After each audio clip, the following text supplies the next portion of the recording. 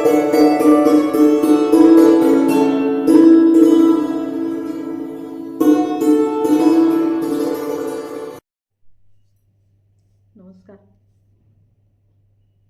तीसरा प्रकार आज हम शुरू करेंगे। पहले हम सारंग और मल्हार की बात कर चुके हैं और अब हम तीसरा एक मुख्य रागांग हिंदुस्तानी संगीत का कानड़ा, उसके बारे में आज थोड़ी सी चर्चा करेंगे।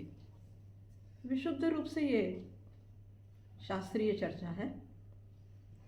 उसका प्रायोगिक पक्ष उसका प्रयोग करने के बाद ही हम जान सकते हैं, पर चूंकि विद्यार्थियों के लिए है इसलिए उसका शास्त्र पक्ष जानना बहुत ज़रूरी है। कैसा है कानड़ा रागांग, क्या उसकी विशेषता है, क्या उसकी ऐतिहासिक और शास्त्रीय पृष्ठभूमि है, ये जानने के लिए हम आज इस व्याख्यान में उसकी थोड़ी बहुत चर्चा करेंगे। हिंदुस्तानी संगीत में करीब 28 से 30 रागांग ऐसे दिए गए हैं। कुछ लोग उससे ज़्यादा भी संख्या मानते हैं, तो साधारण रूप से लोग 28 से 30 रागांगों की चर्चा करते हैं। और इस प्रत्येक रागांग में अनगिनत राग संख्या है। दो की हम पहले चर्चा कर चुके हैं, उसमें हम ये भी बता चुके कि कितने राग उसमें आते हैं और उसके अतिरिक्त जो नए नए राग निकलते हैं उसकी तो संख्या उसमें हमने गिनती नहीं की है। पर एक बात स्पष्ट है कि जितने ये रागांग हैं उनकी राग संख्या बहुत ज़्यादा है। उन्हीं में से एक कानड़ा है। तो कानड़े की ऐतिहासिक पृष्ठभूमि यदि हम देखें तो हमको ये ज्ञात होता है कि उसमें भी कई कई राग हैं, कई कानड़ा के प्रकार हैं। अनेक प्रकार ऐसे हैं शायद जिसके नाम भी हमको आज हम विस्मृत कर चुके, वो नाम हमको मालूम नहीं, वो नाम आज। तो थोड़े बहुत ऐसे भी राग हम उनके नाम भी हम यहाँ पर बताने का प्रयत्न करेंगे। रागन को पति कानरो, मध्यकालीन जो संगीतज्ञ कवि हैं और अनेक भक्त कवि भी हैं, उन्होंने ये एक वाक्य कानड़े के लिए लिखा है। वो कहते हैं रागन पति कानरो। सीधा अर्थ है कि रागों का पति कौन? कानड़ा। तो कानड़े को इतना महत्व दिया गया है, उसके अलग अलग प्रकार, उसके भेद, उसकी ऐतिहासिक जानकारी, उसकी विशिष्ट स्वरावली, उसकी स्वर संगति, ये सब कुछ शास्त्र में वर्णित है और बड़ा विशेष है।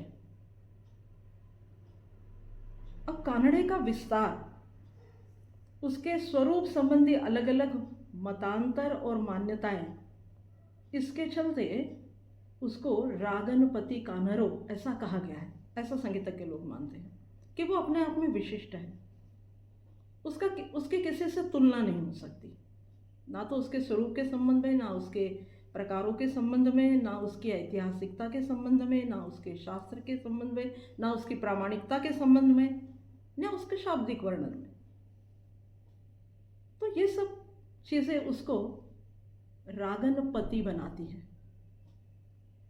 अब यहाँ पति का अर्थ होता है उसकी क्षमता, मतलब उसकी स्वरात्मक क्षमता, उसका विस्तार, उसके ऐतिहासिक पृष्ठभूमि, उसकी मान्यताएं और उन मान्यताओं के लिए उपलब्ध उसके संदर्भ और प्रमाणभूत ग्रंथ, ये मुख्य है। मतलब इतने ज़्यादा प्रमाण उसके हमको मिलते हैं शास्त्र में कि हम उस पर से जान सकते हैं कि कानड़ा क्या है, कानड़ा के प्रकार क्या है, कानड़ा क्यों उत्तर हिंदुस्तानी संगीत में इतना विशिष्ट है। जब उसके ऐतिहासिक जानकारी को हम टटोलते हैं तो उसमें ऐसा दिखाई देता है कि ये मूल शब्द जो है वो कुछ अलग है। कानड़ा, कानरो, कानरा, कानड़ा, कानड़ो, ऐसे अलग अलग उसके भाषिक अपभ्रंश कहिए आप, बहुत ज़्यादा है। पर दो नाम ऐसे हैं, कानरा और कानरो या कानड़ा, ये तीन शब्द ऐसे हैं जो प्रायः संगीतज्ञों ने, भक्त कवियों ने, शास्त्रकारों ने, संगीतज्ञों ने, सब ने इस्तेमाल किए हैं। तो ये क्या है, ये मूल कानड़ा है क्या, और ये कानड़ा नाम कैसे आया? तो ऐसा कहते हैं कि मूल ये संस्कृत शब्द है और वो शब्द है कर्नाट। कोई उसको करनाट ऐसा लिखता है, कोई कर्नाट ऐसा लिखता है, दोनों एक ही है। संस्कृत में वो शब्द कर्नाट है। तो कर्नाट का एक तो मतलब होता है कि जो हमारा राज्य है, जिसको आजकल हम कर्नाटक कहते हैं, तो वो कर्नाट है, एक कर्नाट प्रांत है। ये उसकी एक मोटे तौर पर उसका शब्द विच्छेद या शब्द का अर्थ लिया जाता है। और दूसरा ऐसा कहा जाता है कि राग तत्व विबोध के जो रचयिता हैं श्रीनिवास, उसने इसका उल्लेख कर्नाट शब्द से किया है और वो कहते हैं संस्कृते पे कर्नाटी कानडा कन्नडिति कन्नडतो 10 देशे भाषा नाम प्रसिद्धम। इसका अर्थ ये है कि कर्नाट शब्द को कानडा, कानरो, कानरा, कन्नडा, कन्नडिति ऐसे अनेक नाम अलग अलग देश, यहाँ अलग अलग देश माने अलग अलग भारत के प्रांत, अलग अलग देश के अलग अलग संस्कृति, अलग अलग भाषा और अलग अलग बोली भाषा और अलग अलग संस्कृति के हिसाब से अलग अलग तरह से उच्चारित किया जाता है, पर यह शब्द मूल रूप से कर्नाट ही है। तो एक बात हम यहाँ स्पष्ट कर दें कि हमारा कानड़ा जो है वो मूलतः कर्नाट है। हम जो आज कानडा, कानडा, कानरो कह रहे हैं, ये सब उसके बोली भाषा अनुसार बदले गए स्वरूप। अब भारतीय संगीत के जितने ग्रंथ हैं जो शास्त्र को, भारतीय संगीत के शास्त्र को दिखाते हैं या समझाते हैं, उनमें सब में ये शब्द प्रयुक्त हुआ है और उसको कर्नाट शब्द ही उन्होंने लिखा है। हृदय प्रकाश और जो सबसे हमारे आजकल के जाने पहचाने ग्रंथ हैं, हृदय प्रकाश, हृदय कौतुक और राग तरंगिणी, इसमें भी इसको कर्नाट शब्द ही कहा गया है। कहीं कहीं उसको कानडा ऐसा भी कहा गया। पर उसमें एक वाक्य आता है, उसमें उन्होंने ये लिखा है कि कर्नाट शब्द की प्राचीनता बहुत ज़्यादा है और ये मतंग और अभिनव गुप्त से भी ज़्यादा प्राचीन शब्द है। मतलब मतंग का बृहदीशी लिखा जाने के पहले और अभिनव गुप्त की टीका लिखे जाने के पहले से ये शब्द हिंदुस्तानी संगीत में या भारतीय संगीत में आप कहिए प्रचार में है और ये उनसे भी प्राचीन शब्द है। मतलब इस शब्द की व्याप्ति जो है वो बड़ी प्राचीन है। आगे वो कहते हैं कि बृहदीशी में ये उदाहरण दिया गया है, उसका जो 5वां अध्याय है, भाषा लक्षणाध्याय, 5वां अध्याय बृहदीशी का, उसमें वो कहते हैं कि समस्वराच संपूर्णो कर्नाटी नामतो भवेत। देखिए यहाँ भी कर्नाट शब्द आया है, कानडा या कानरा ऐसे शब्द नहीं है। अभिनव गुप्त और कश्यप जैसे मुनि जो हैं वो ये लिखते हैं कि उद्दिष्ट प्रबंध गानोपयोगी रागों की सूची में कर्नाटी राग का समावेश है। तो उन्होंने कहा कि प्रबंध के समय भी इस कर्नाट शब्द का प्रयोग किया गया है, मतलब प्रबंध भी शायद इस कर्नाट में गाए गए, ऐसा उसका अर्थ है। अब कुछ ग्रंथ ऐसे हैं जो कर्नाट और कानडा इन दोनों को अलग मानते हैं। वो कहते हैं नहीं नहीं, ये एक नहीं है, ये अलग है। तो वो अलग कैसे हैं? तो उसका उत्तर वो ये देते हैं कि जिसमें कर्नाट को 6 आदि पुरुषों में से एक माना गया।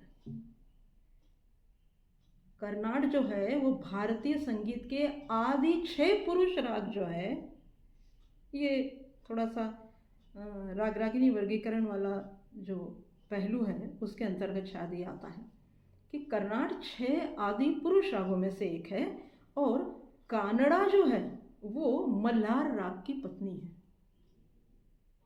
अब इसे किस अर्थ में वो लेते हैं कि इधर तो मल्हार की पत्नी कह रहे हैं। अब देखिए मल्हार, कानडा, सारंग, हम पहले भी बात कर चुके कि इनमें सब में बहुत कुछ समानताएं भी है और ये तीनों अंग एक दूसरे में बहुत कुछ मिले जुले हैं।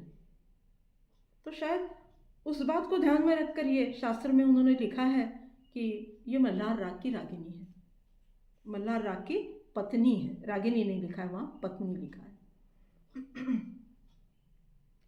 अब थोड़ा सा यदि हम मध्यकाल की तरफ चले कि जो हमारे सांगीतिक दृष्टि से बहुत महत्वपूर्ण है, तो उसमें देखिए कितने कहाँ कहाँ कर्नाट शब्द का और कानड़ा शब्द का उल्लेख आया।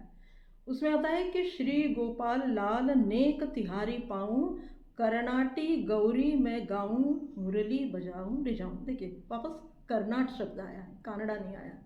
एक और पद है उसमें आया है राग कान्हरो। देखिए यहाँ कानड़ा आया है, राग कान्हरो तुम ही से सुनियत वृषभान नंदिनी राधे, तान तरंग अनंग गति उपजती कहाँ कहो रस सिंधु अगाधे। मतलब यहाँ कान्हरा आया है, एक जगह कर्नाट आया है, एक जगह कान्हरा आया है। कान्हरा र या ड ऐसा ब्रज में वो बदलता रहता है। अब उसमें वो ये कहते हैं कि राग कान्हरा के कृष्ण को बहुत प्रिय है। पर किसका प्रिय है? वो कहते हैं यदि वृषभान नंदिनी ने कानड़ा गाया है तो ही कृष्ण को प्रिय है, अन्य लोगों ने यदि कानड़ा गाया तो वो कृष्ण को प्रिय नहीं है। ये मुझे लगता है शायद थोड़ी सी भावनिक स्तर पर या मानसिक स्तर पर की गई उनकी चर्चा होगी कानड़े संबंधी, पर उस पर से हम केवल इतना जान सकते हैं कि हाँ, कानड़ा का जो स्वरूप है या कानड़ा का अंग जो है या कानड़ा राग जो है उसको द्वापर से भी मान्यता प्राप्त है, इसीलिए शायद ये लिखा गया होगा। अब ब्रज में अलग अलग संप्रदाय हैं और उन्होंने सबने इस कानड़े का बहुत ही ज़्यादा वर्णन किया है। उनकी अनेक पदावली भी, राग कानरो गीयते, ये एक पद राग कानरा में गाना है और इससे अनेकों पद हैं। मैंने तो केवल एक ही किताब देखी सूरदास की, सुरसागर, उसमें मुझे लगता है करीब 66 से ज़्यादा बार, 66 से ज़्यादा बार कानड़ा का प्रयोग हुआ है। मतलब इतने पद कानड़ा और उसके प्रकार उसमें गाया गया है। मतलब कानड़ा का प्रचार जो है वो बहुत ज़्यादा है।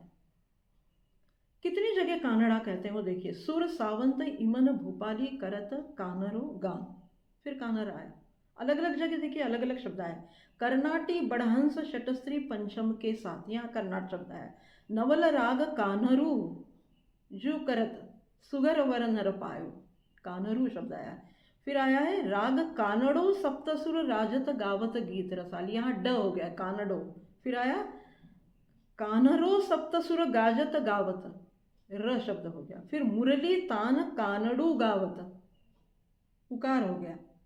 सुन ली रे देखा सरस भेद रगी करनाटी गति विलासवर नयन नचावत, कर्नाटी का करनाटी ऐसा कर दिया। फिर आया रति रस मगन भय मिली गावत राग कानरू भारी, ये ऊ हो गया कानरू भारी। और अंत में वो लिखते हैं कि नंददास देसाख कहत बचन सुनी कान्हर गाय, केवल मात्रा और उकार इन सब को अलग अलग तरह से प्रयोग करके उस कानड़ा को उन्होंने सबसे ज़्यादा प्रयोग करने का संकल्प शायद ले लिया था।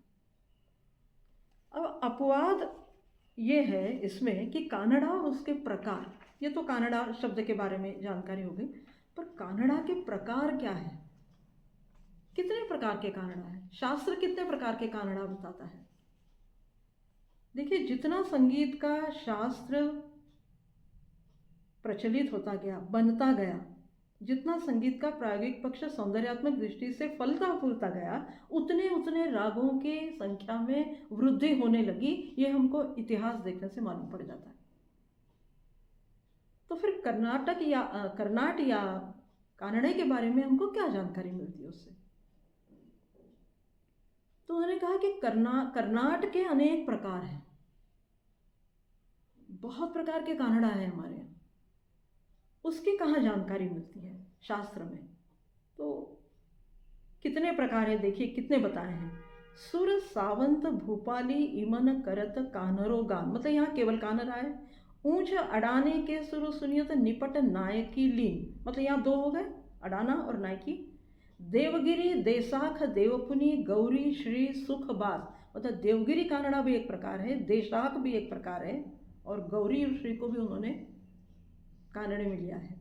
रामकली गुणकली केतकी सुर सुघराई गावे, सुघराई आ गया। और सुहा सरस मिलत प्रीतम सुख सिंधुरा रस मान्यो, मतलब सुहा भी है। मतलब सुहा, सुघराई, देशाक, नायकी और अड़ाना, ये तो 5 प्रकार ऐसे हैं कि जो हमको बिल्कुल हम जानते हैं इनको, और ये आज भी वैसे के वैसे ही प्रचलित है। एक और जगह उन्होंने कहा कि पंचभेद है कानड़े के, मतलब वो ऊपर की बात को, ऊपर भी 5 ही प्रकार आए हैं। अब देखिए फिर से एक उदाहरण मिलता है कि जय जय है, जय जय होती सौत तेरी, जय जयवंती को सौत कहा है। जय जय होती सौत तेरी, तिनहू की जीत होती सुघराई, बड़हंसी तेरी होती कर विचार नायिका, नट जिन आड़न पर, आड़न माने अडान, आड़न पर दीजेरी मेरी आली, काफी के वचन, मतलब यहाँ काफी कानड़ा भी है, और नंददास देसाख कहत वचन सुनी, साध कानरो आपई। इसका मतलब है सुघराई, नायकी, अड़ाना, काफी और देशाख, ये 5 भेद है कानड़े के। इतनी जानकारी, मतलब ये बिल्कुल स्पष्ट है कि कानड़ा और उसके भेद प्राचीन काल से प्रचलित है, और मध्यकाल के आने तक उसके 5 भेद प्रचार में आ चुके थे, जो थोड़े थोड़े नाम भेद के साथ साथ हमको इन पदों में दिखाई देते हैं। अब संगीतज्ञ कवि जो हैं, मतलब तानसेन या बैजू या बख्शू या रामदास, ये जो सारे लोग हैं, इन्होंने भी इसको कानड़े को बताया है, और इन्होंने भी इस कानड़े के भेद बताए हैं। तानसेन का एक पद, एक ध्रुपद रागमाला में, उनका जो रागमाला है, उनका जो ग्रंथ है इस नाम का रागमाला तानसेन का, उसमें उन्होंने इसका उल्लेख किया है, और वो कहते हैं शुद्ध कानरा आदिते भेद कानरो 5, मतलब तानसेन ने भी मध्यकाल तक 5 ही भेद माने कानड़े के। शुद्ध कानरा आदि है, भेद कानरो 5, कहत मते संगीत के गुनिजन जानो साँच, प्रथम कहत हो गाई के शुद्ध कानरा एक, भेद चारि को गाइए ताको सुनो विवेक। मतलब उन्होंने कहा पहला कानड़ा कौन सा? शुद्ध कानड़ा। और शुद्ध कानड़ के जब 4 प्रकार आप करेंगे तो ऐसे वो 4 और एक शुद्ध कानड़ा, ऐसे मिला के 5। मतलब शास्त्र जो हमारे यहाँ कहता है प्राचीन काल से मध्यकाल के आने तक, उसमें कानड़ा के केवल 5 ही भेद नाम के फर्क से, राग नाम के फर्क से आते हैं, पर कुल संख्या उनकी भेद की 5 ही बताई है। बैजू ने एक जगह कहा है, वो कहते हैं कि पंचभेद कानरो, पहले उन्होंने बोल दिया कि पंचभेद कानरो, द कानरा 5 प्रकार का है। कौन सा?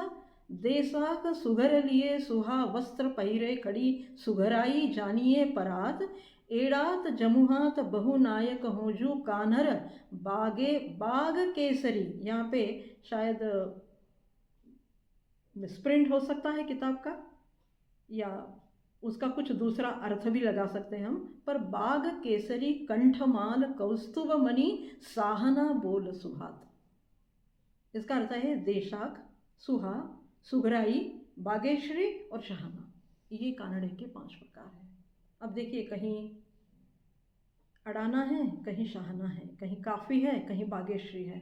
अब ये बाग केसरी जो लिखा है, ये या तो ये शायद गलती से हुआ है कि बागेसरी के बजाय वो बाग केसरी हो गया, पर अब लोग जब अर्थ लगाते हैं उसका, तब वो कहते हैं बाग केसरी माने कृष्ण के सर पर जो फेंटा बंधा है वो केसरी बाग है।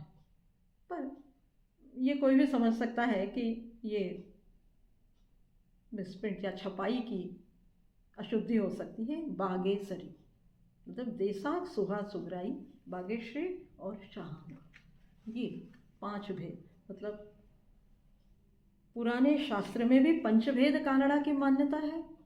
तानसेन और बैजू ने भी इसको 5 ही भेद माने हैं, केवल उनके जो नाम है उसमें हमको अंतर मालूम पड़ता है। अब इसके आगे जो कानड़े के भेद हमको मिलते हैं वो सीधे राग कल्पद्रुम में मिलते हैं। बाकी सब जगह जितने ग्रंथ बीच में हुए हैं उनमें सब में पंचभेद कानड़ा ही है। फिर अष्टभेद कानड़ा शुरू हो गया हमारे यहाँ। अब ये क्या प्रकार है? तो ये शायद जैसे जैसे शास्त्र बनता गया, जैसे जैसे प्रयोग बढ़ते गए हैं रागों में, वैसे वैसे शायद राग संख्या बढ़ती ही गई और इन रागांगों में भी अलग अलग तरह के रागों के प्रकार प्रचलित होने लगे, इसलिए राग कल्पद्रुम के आने तक ये अष्टभेद कानड़ा हो गए। तो उसमें उन्होंने कहा है, ये भातखंडी संगीत शास्त्र में भातखंडी जी ने भी इसकी काफ़ी लंबी चर्चा की है, आप उसको पढ़ सकते हैं कि अष्टादश द्वय कानड़ा भिन्न भिन्न है नाम, अडाना कानरा नायकी सुहा सुगराई जान। अब आप देखिए, अडाना है कानड़ा, अब ये कानड़ा कौन सा? शुद्ध कानड़ा, केवल कानड़ा लिखा तो शुद्ध ही होगा। नायकी, सुहा और सुगराई, ये उन्होंने स्पष्ट लिख दिया। पर 8 वेद कहे हैं उन्होंने कानड़े के। अब प्राय हम ये देखते हैं कि सारे ग्रंथों में सुहा, सुगराई और शाहना और देशाक, ये नाम ऐसे हैं जो कॉमन है, सामान्य है, सब में आते हैं। कौन सा भी शास्त्र आप उठा के देख लीजिए, उनमें सुहा, सुगराई, शाहना और देशाक, ये नाम जरूर आते हैं। फिर शुद्ध कानड़ा, दरबारी कानड़ा, कौसी कानड़ा, अडाना कानड़ा, बागेश्वरी कानड़ा, काफ़ी कानड़ा, नायकी कानड़ा, इनके नाम उतने ज़्यादा नहीं आते। तो ऐसा क्यों है? क्या फिर ये मानना चाहिए कि यही सबसे प्राचीन है, सुहा, सुगराई, शाहना, देशाक और शुद्ध कानड़ा, यही सबसे प्राचीन है? तो ये शास्त्र देखने से तो ऐसा ही लगता है कि यही प्राचीन है, बाकी सब आगे के बने नए नए तैयार किए गए भेद है, इसीलिए शायद वो 5 से अष्टभेद हो गया होगा। अब एक और इसमें ध्यान देने योग्य बात यह है कि इन सारे नामों में कहीं भी दरबारी कानड़ा और कौसी कानड़ा का कोई जिक्र नहीं है। और आज कानड़ा कहा कि हम तुरंत कहते हैं दरबारी कानड़ा। यदि आप केवल कानड़ा किसके सामने कहो कि कानड़ा सुनाइए, तो वो आपसे ये नहीं पूछेंगे कि कौन सा कानड़ा, वो सीधे दरबारी शुरू कर देंगे। पर उस दरबारी कानड़े का और कौसी कानड़े का प्राचीन शास्त्रों में कहीं नाम नहीं है। यहाँ तक कि तानसेन के इसमें भी कहीं वो ऐसा स्पष्ट नाम नहीं मिलता है कि दरबारी कानड़ा, ऐसा नाम नहीं मिलता। तो ये क्या प्रकार है? ये कब शुरू हुआ? जब थोड़ा सा हम उसको टटोलते हैं तो उस प्राचीन शास्त्र और उन सारे कानड़ा भेद और उस कानड़े के स्वरूप को देखकर हमको ऐसा लगता है कि चूंकि मध्यकाल जो है वो प्रयोग धर्म का युग था, सौंदर्यवाद और प्रयोगवाद, ये दोनों चीज़ें उसमें बहुत ज़्यादा है। इस पर ही वो पूरी मध्यकालीन संस्कृति भी तैयार हुई है। तो हो सकता है कि कानड़े के उन प्रकारों में या उस मूल कानड़े में कुछ तो भी प्रयोग करके, उसका सौंदर्य बढ़ाने के लिए उसका प्रयोग करके इस दरबारी का प्राकट्य हुआ हो, ये हो सकता है। अब प्रयोगपूर्ण गायन और उसकी परंपरा, ये एक धारा के रूप में मध्यकाल में बड़े लंबे समय तक चली थी।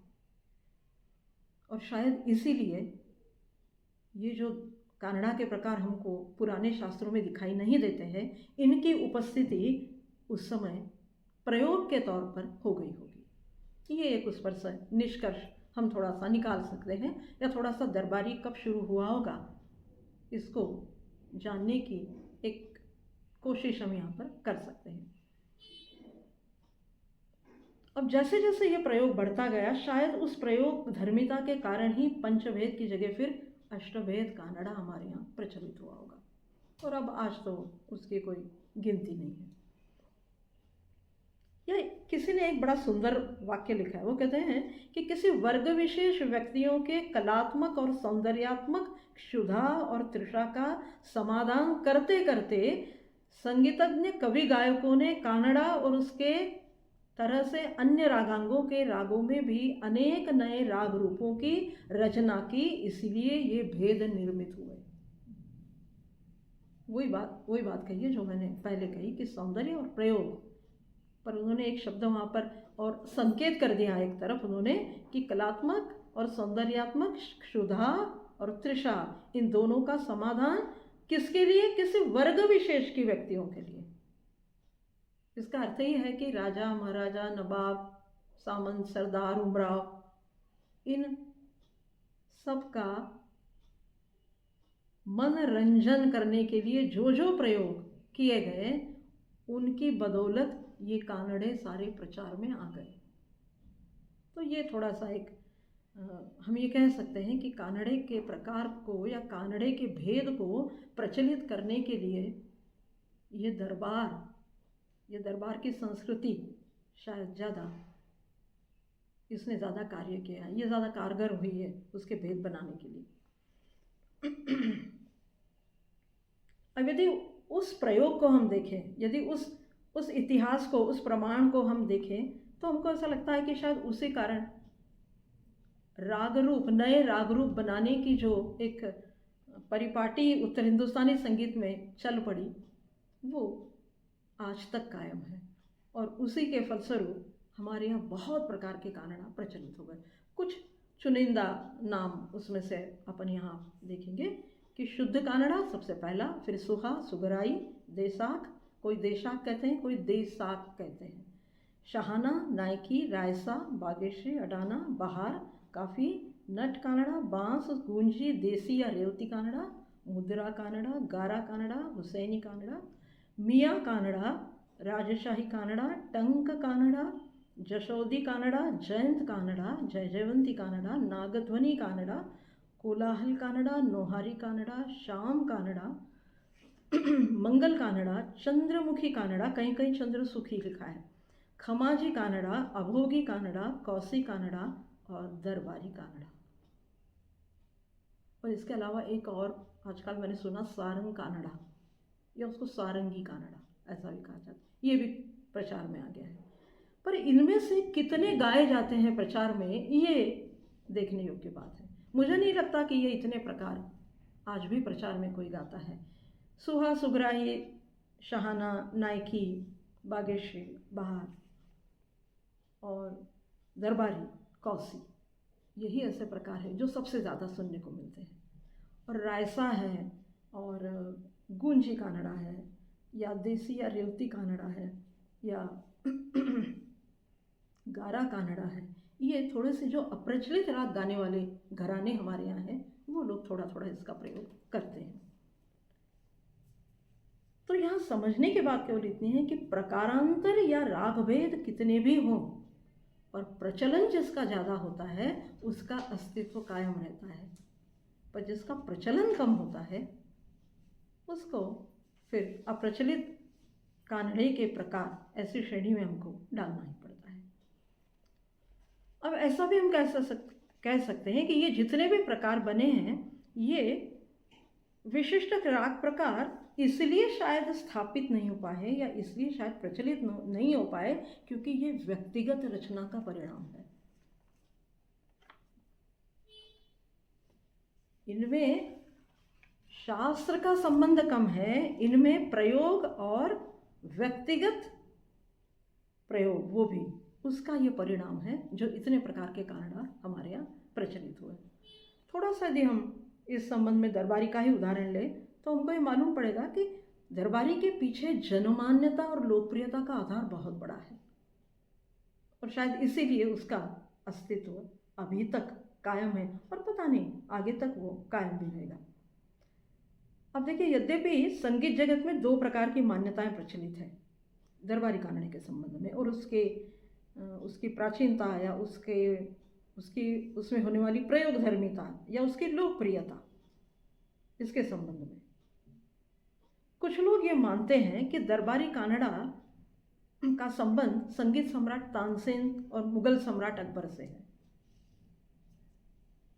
बहुत लोगों की ये मान्यता है कि इसका संबंध इन दोनों लोगों से है। और आगे ये कहा जाता है कि तानसेन ने अकबरी दरबार में शुद्ध कानड़ा गाते समय कुछ प्रयोग के तौर पर जो कुछ गाया वो दरबारी कानड़ा था, वो दरबारी कानड़ा बन गया, ये कहना चाहिए हमको।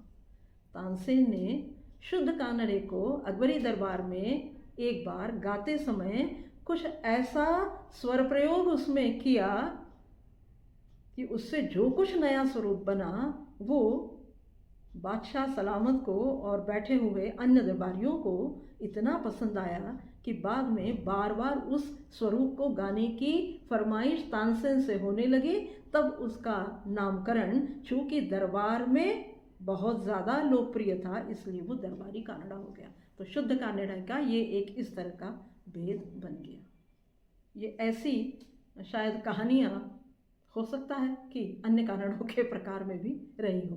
तो ये एक, अब ये इसको कोई प्रामाणिक तथ्य या प्रामाणिक आधार ऐतिहासिक कि आपको शास्त्रों में ये लिखा मिल जाएगा, ऐसा नहीं है। ये सुनी सुनाई बातें हैं और शास्त्रों में भी इसी तरह से लिखी हुई मिलती है हमको। एक दूसरी उसी बारे में कथा कही जाती है कि तानसेन ने जब अकबरी दरबार में इसका गायन किया, तब जो कुछ उन्होंने गाया वो उसकी जो बंदिश थी ना, उसका जो काव्य था, वो हमारे यहाँ का जो प्रसिद्ध ख्याल है दरबारी का, भातखंडे की चौथी किताब में जो है, और प्राय हम सब लोग उसको गाते हैं, वो विलंबित बंदिश जो है मुबारकबादिया, ये रचना प्रयोग के तौर पर तानसेन ने अकबरी दरबार में गाई थी और तब से ये दरबारी कानड़ा बना। और ये प्रसंग था किसी शाही विवाह का, बादशाह के घर में, बादशाह के परिवार में कोई शाही विवाह, किसी राजकुमारी का, किसी अन्य का विवाह समारोह होगा और उस विवाह पर बधाई देने के लिए तानसेन का गाना दरबार में रखा गया था। तब तानसेन ने कुछ नया करना और कुछ नई चीज़ उस अवसर पर बादशाह को सुनाना, उसके लिए इस कानड़े में, शुद्ध कानड़े में ये शब्द रचना गाई और ये प्रयोग किया। उसको कहा गया दरबारी कानड़ा। ये इस तरह की, उसके बारे में अनेक किंवदंतियाँ कह लीजिए, अनेक कथाएं। अब ये कितनी सही है ये तो हम नहीं जानते, पर हाँ, इससे एक अंदाज हमको मिलता है कि उस दरबारी नाम रखने के पीछे भी कुछ न कुछ सूत्र अवश्य है, कुछ न कुछ संबंध उसमें अवश्य है। ऐसा ही उसको दरबारी नहीं कह दिया गया। एक और ऐसा है ना कि संगीतज्ञ लोग जो होते हैं, या जो शब्दों के भी बड़े चतुर पंडित होते हैं, वो लोग कई बार इस तरह की कहानियाँ भी गढ़कर बताते हैं कि, और वो इसलिए बताते हैं कि उस राग का स्वरूप या उस राग की लोकप्रियता या उस राग का पारंपरिक स्वरूप और उसमें किया गया प्रयोग, ये सब कुछ जनमानस के सामने आ जाए और जनमानस के मान्यता की उस पर मुहर लग जाए। इसलिए भी शायद मुझे लगता है ये इस तरह की कथाएं या इस तरह की कहानियाँ हर एक के पीछे रची गई हो। एक और उसमें कहा गया वही प्रसंग है, और उसमें ये कहा गया कि मूल रूप जो कानड़ा है उसकी ये विशेषता है कि उसमें प्रयोग के लिए बहुत कुछ जगह है। ये संगीतज्ञ प्रयोग करने वाले जो लोग हैं ना, वो ये कहते हैं कि मूल कानड़ा जो है ना, उसकी जो स्वरावली है, उसका जो स्वर विन्यास है, वो कुछ इस तरह का है कि उसमें आप कितने भी प्रयोग करो सब कुछ खप जाते हैं, इतना उसमें विस्तार मिलता है। इसलिए शायद ये इतने कानड़े के प्रकार हमको दिखाई देते हैं, और शायद इसीलिए इस दरबारी की रचना हुई होगी कि कितना भी प्रयोग करते जाओ अच्छा लग रहा है।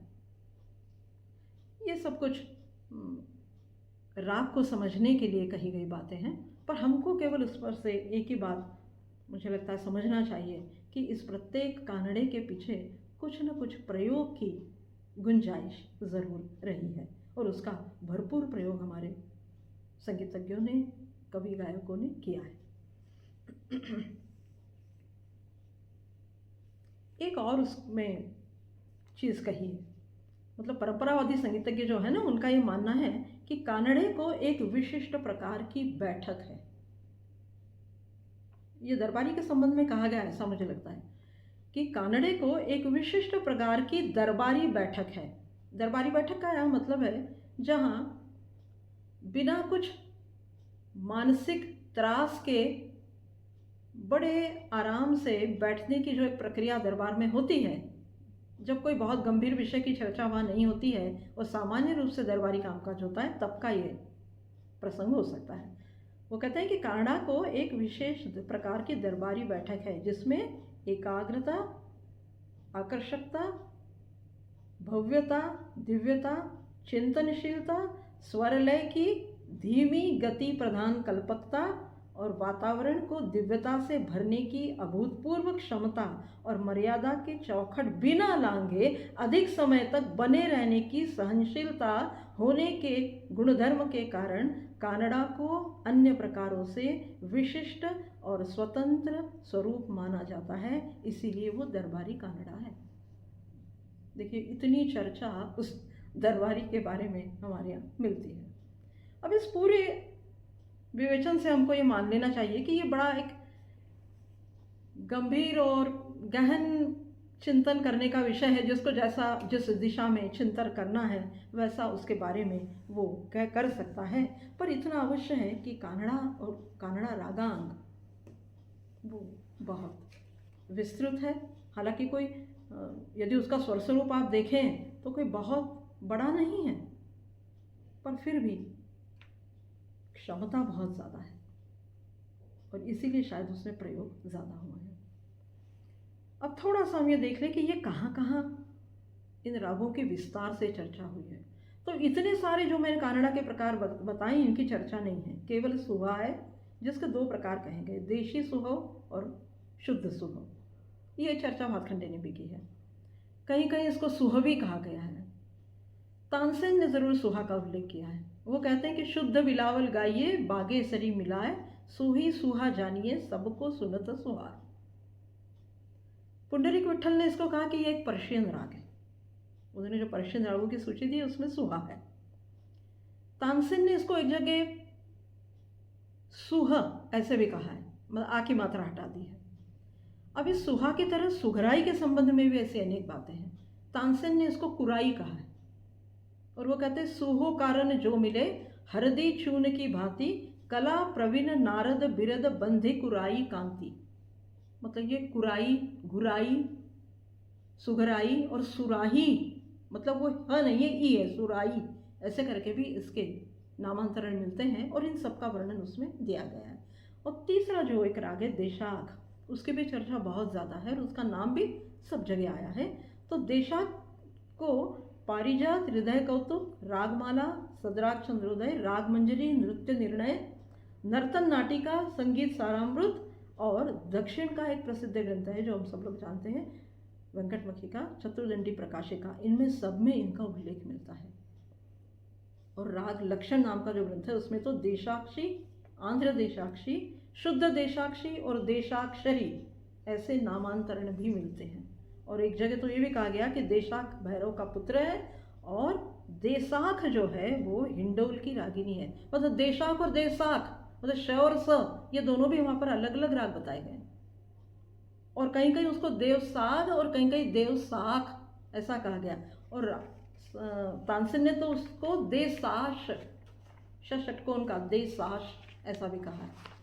तो ये इतने नामांतरण शायद इसीलिए हुए होंगे कि हर बार कुछ तो भी नया प्रयोग स्वर का उसमें हुआ होगा, वरना इतने नामांतरण, इतने प्रकार, नाम भेद कैसे होते। अब कई ग्रंथ ऐसे हैं जिन्होंने इन सारे कानड़ों की चर्चा की है जो मैंने अभी आपके सामने बताए। उसके अलावा सदराग चंद्रोदय, संगीत रत्नाकर, संगीत दर्पण, स्वर मेल कलानिधि, इनमें भी है। और सबसे विशेष माने भावभट्ट के अनूप राग, अनूप संगीत रत्नाकर में भी इसकी चर्चा है। और वहाँ उसने लिखा है मल्लार मिलाए के नायकी जानो। देखिए, पहली बार नायकी का नाम आया है, नायकी कानड़े का। और सोमेश्वर ने इस नायकी कानड़े का वर्णन तो नहीं किया, पर उसने कहा कि ये नट नारायण की 6 रागिनियों में से एक है। तो इस तरह से कहीं उसको कानड़े को कहीं रागिनी कहा, कहीं उसको पत्नी कहा, कहीं उसको पुत्री कहा।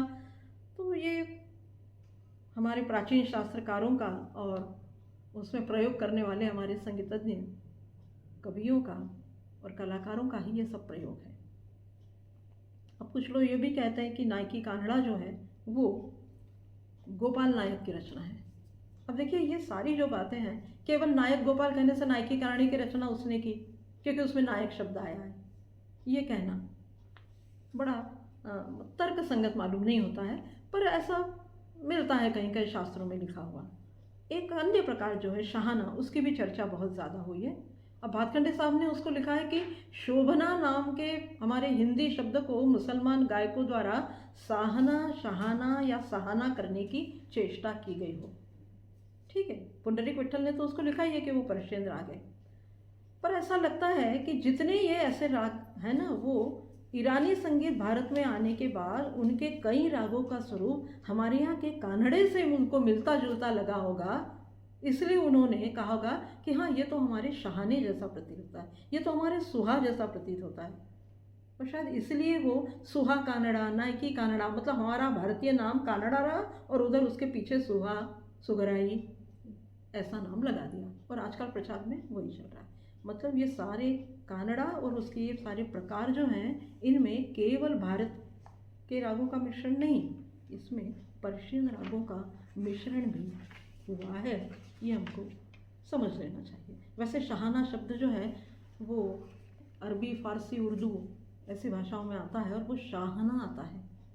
शाहना का मतलब होता है जो बड़ा समझदार है, जो किसी भी स्थिति को अपने आप के अनुकूल बनाने वाला है, जो सयाना है, जिसका हिंदी में बाद में सयाना माने बहुत समझदार, जिसको हम कहते हैं बड़ा शहाना है वो, यानी बड़ा समझदार है। और मूल शब्द है शाहना, जो अपनी समझदारी और अपने स्वभाव के कारण लोगों को प्रिय है, वो शाहना, उसको शाहना कहते हैं। तो ऐसे प्रकारों पर से हमारे इन रागों का ज़रूर संबंध रहा है, ये एक नई बात हमारे सामने आती है। दक्षिण भारत में ज़रूर इतने प्रकार के कानड़ा नहीं मिलते हैं, वहाँ 3 प्रकार के ही हैं, जो एक नटभैरवी थाट का है, भातखंडे साहब ने इसका उल्लेख किया है, हरि काम्बोजी का है मतलब खमाज थाट का है, और तीसरा है बिलावल थाट का माने धीर शंकर ब्रांड का। ऐसे 3 उसमें मिलते हैं। और दरबार नाम का एक अलग से राग है वहाँ प्रचार में, दरबारी कानड़ा नहीं है वो दरबार नाम का एक राग है, वो कर्नाटक संगीत में है। और उधर का आभोगी आजकल हमारे यहाँ आभोगी कानड़ा करके प्रचार में आ गया है। ये इतने सारे प्रकार और इसकी चर्चा इस तरह से शास्त्रों में की गई है, पर जो पहले 5 प्रकार मैंने बताए उनकी चर्चा शास्त्र में प्रमाणित है, पर अन्य जो ये कानड़े के सब प्रकार है, इनकी शास्त्र में कोई चर्चा प्रमाण रूप में नहीं है, ये प्रचलित रूप में है सब। इनका शास्त्र जो है ना, वो प्रचलन के अनुसार बनता गया है, इसको शास्त्रीय आधार या ग्रंथिक आधार नहीं, ये हमको समझना चाहिए।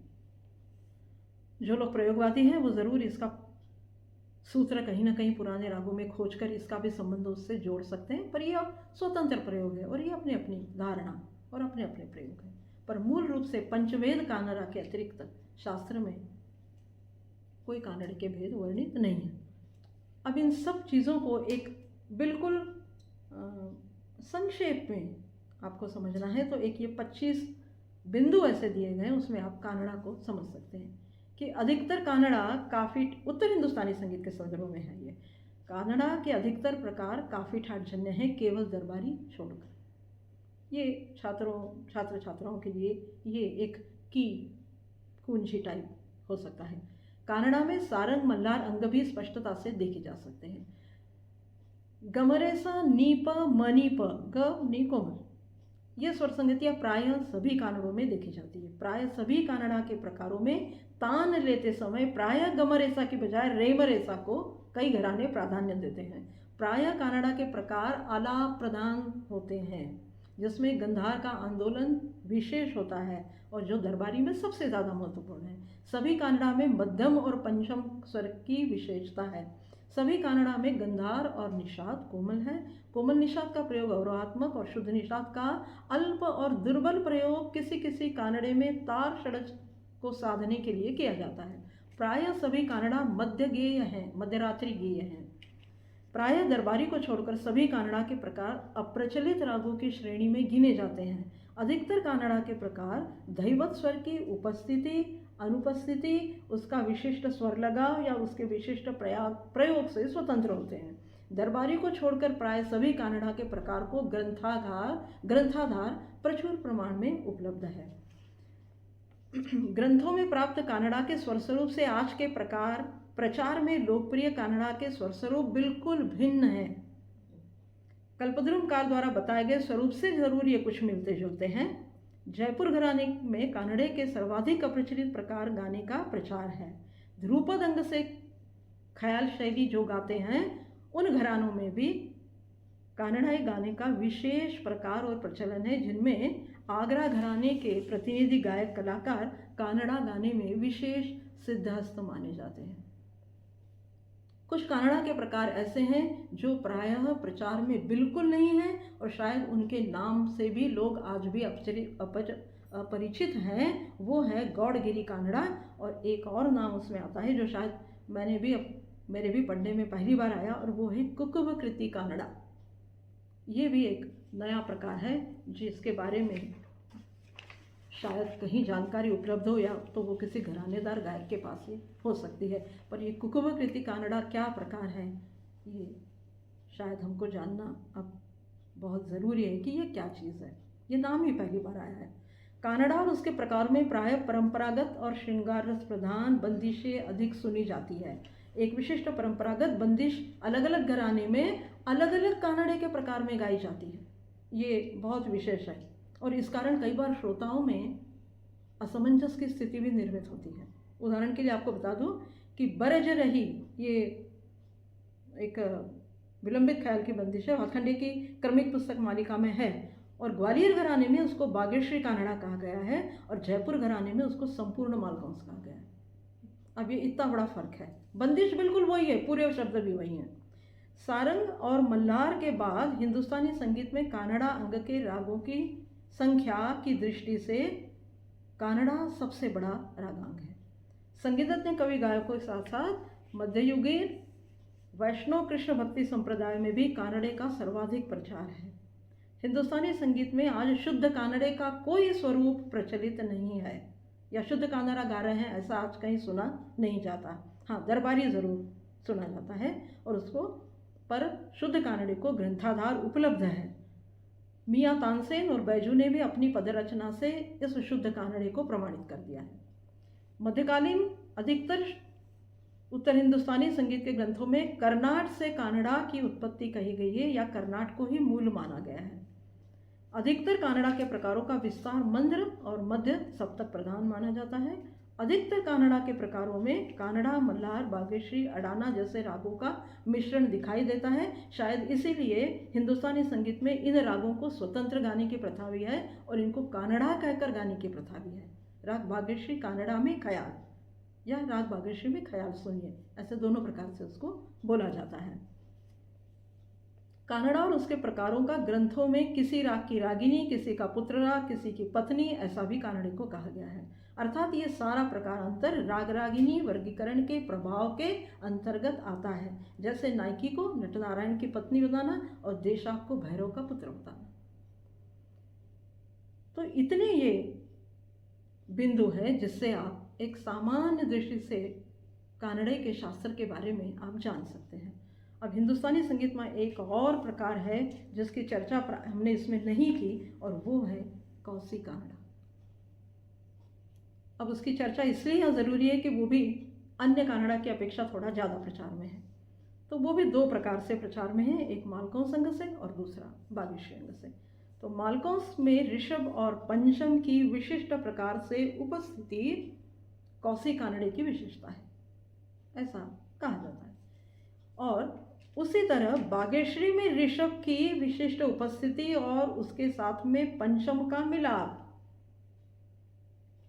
इस तरह से उस कौसी कानड़े का एक बागेश्वरी का रूपांतरण लिया जाता है, बागेश्वरी कानड़ा के, बागेश्वरी अंग के कौसी के रूप में। एक और तीसरा प्रकार आजकल सुनने में आता है और उसमें कुछ विद्वान ये बताते हैं कि कौसी कानड़ा माने मालकंस, भिम्पलासी और कानड़े का मिश्रण है।